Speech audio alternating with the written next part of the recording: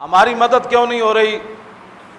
اس پر بھی Hulagu Khan کا واقعہ، میں پھر میری گفتگو ختم۔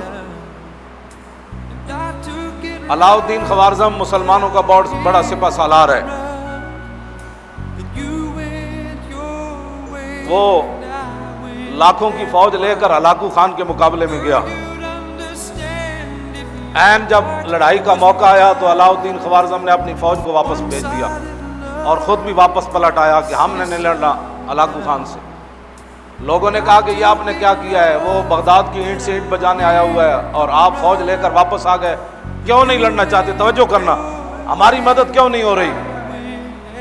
علاء الدین خوارزم کہنے لگا کہ میں ہلاکو خان کی فوج کا مقابلہ نہیں کر سکتا۔ اس نے کہا کیوں؟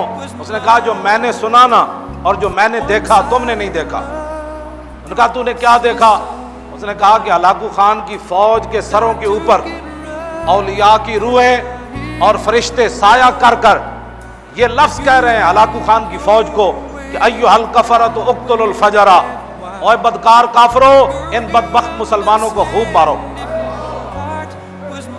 نے کہا جب اللہ کی مدد ہی ہمارے ساتھ نہیں ہے، فرشتے بھی اللہ کے یہی کہہ رہے ہیں ان بدبختوں کو مارو۔ یہ کلمہ حضور کا پڑھتے ہیں، آئیڈیل غیروں کو سمجھتے ہیں۔ یہ کلمہ پڑھ کر بھی ان کو یقین نہیں ہے کہ ہم نے کیا کرنا ہے۔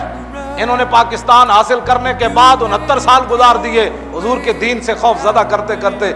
آج بھی حضور کے دین کو انہوں نے ہوا بنایا ہوا ہے، اسلام آ جائے گا تو ایسے ہو جائے گا، اسلام آ جائے گا۔ لوگوں کو ایسے ڈراتے ہیں جیسے ڈاکوؤں سے ڈراتے ہیں۔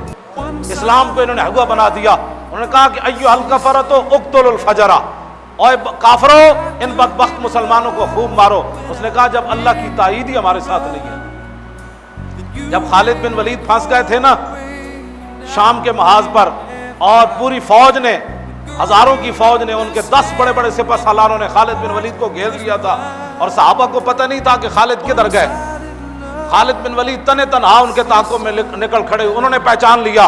ان کا سپہ سالار کہنے لگے یہی وہ بندہ ہے جس نے پورے دنیا کے اندر اپنی طاقت کی دھاک بٹھائی ہے، آج اس کو مارو تو ہر چیز واپس لے لو گے تم، اس سپہ سالار کو مارو۔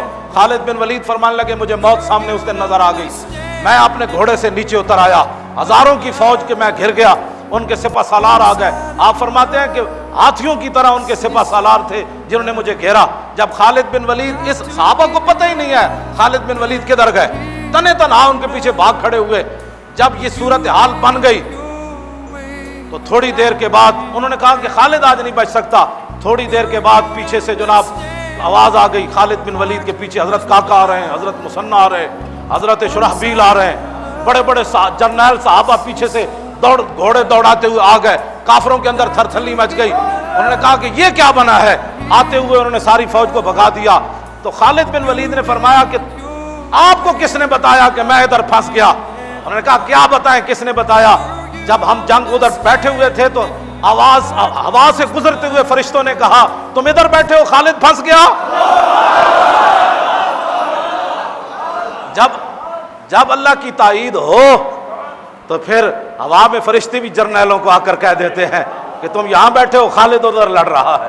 اور جب اللہ کی تائید ہی نہ ہو اور مسلمان گھر میں بیٹھے اسلام کے خلاف باتیں کرتے ہوں